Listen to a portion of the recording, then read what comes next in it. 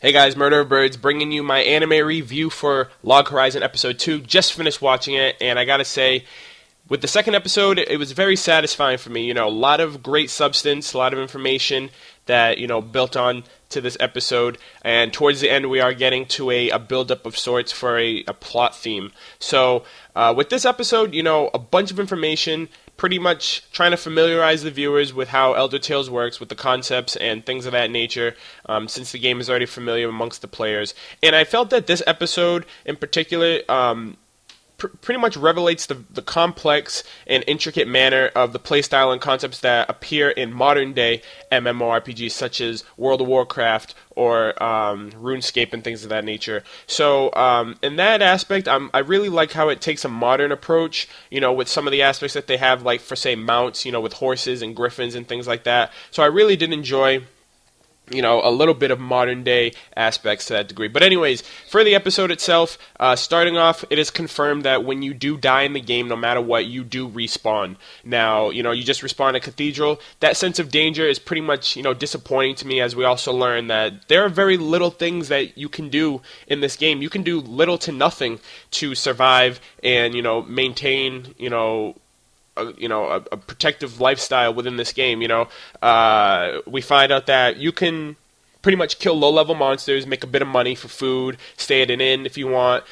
No combat is allowed in the towns as well, so you don't have to worry about players fighting each other in the towns. You can pretty much stay in the town if you're unsure about going out into the wilderness. And even if you do die, you just respawn. So I'm really interested to see how they're going to implement a sense of danger or urgency in this anime still. So I really do have faith that they will come through in that aspect. We also learn a lot of things amongst player classes. We find out that there are 12 primary combat classes. You got your fighters, your mages, and things like that. But there's it branches out even more to subclasses, and we learn a few of them. We find out that Akatsuki is both an assassin with the subclass of a tracker. So her abilities, like I stated in my last review, are maintained around cunning, stealth, and things of that nature. And she also has, certain skills that combat that with, her dark vision, which is implied that, she can see really good in the dark. And she has, sneak and silent movement, which is really good for tracking without being detected. So I thought that was pretty cool. Another thing is, as in majority of MMOs, PKing, player killing. So players are pretty much running off, killing players, taking their money, taking their things. And unlike, Sword Art, where, the ultimate consequence is you died, this one was really like any other game. You get killed by someone, they take your loot, and you just respawn, and you start fresh. So, not really surprised with the PKing there. Shiro really surprises me. Well, not necessarily surprised me, but he really comes on point in this episode with his analytical skills, much like the first episode. But this one was much more detailed, much more intricate. He finds ways to align his team's formation. He pretty much sets up who's going to be doing what, and he identifies his teammates and he identifies his enemies as well.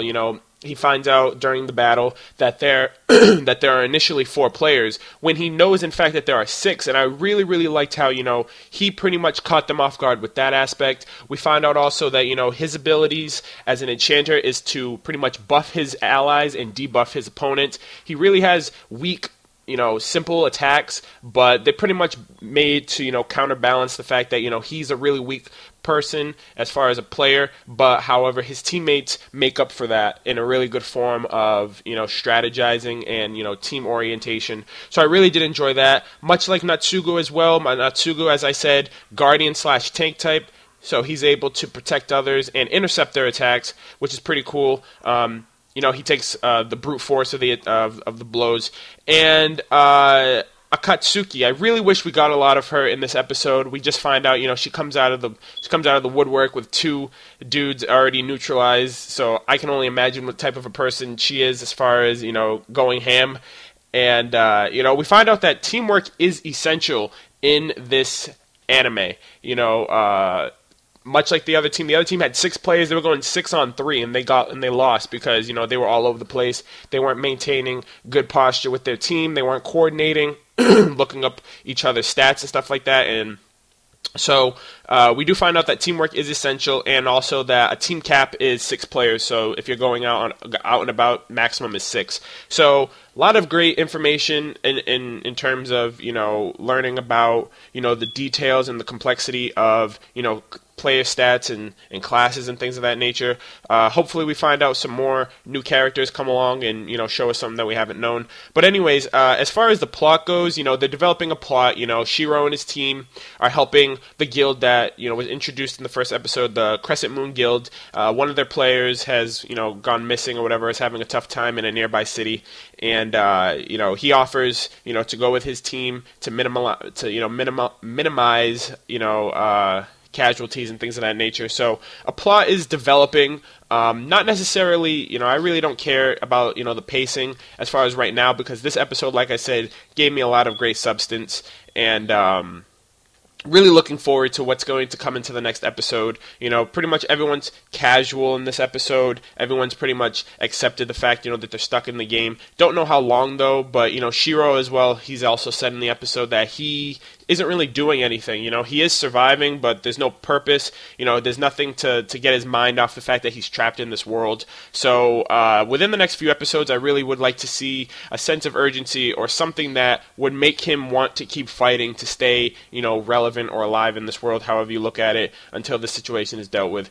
Second episode out of the 2 episodes so far. I'm really looking forward to what this anime has to offer in the future. Let me know what you guys thought, your thoughts on the episode in general, maybe what's going to happen next, or pretty much your overall anticipation of what this anime is going to become in the future. Thanks a lot, guys. Also, be sure to like, comment, and subscribe if you enjoyed this video, and I will catch you guys next week. Peace.